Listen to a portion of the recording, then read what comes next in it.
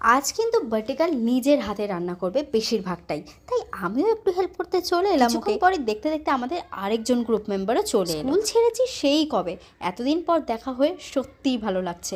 এদিকে বিকেল গড়িয়ে চললো, বিরিয়ানিটাও প্রায় হয়ে এসেছে। বার্টিকালকে বললাম তাড়াতাড়ি রেডি হয়ে নে। যাক, এতক্ষণ পর তিনজনে একটু আলাদা করে সময় পেয়েছি। মনে পড়ে যাচ্ছিল স্কুল লাইফের কথাগুলো। বার্থডে গিফট আমি খুলছি। ওয়াও, সাইনা ওকে একটা সুন্দর ব্রেসলেট গিফট করেছে।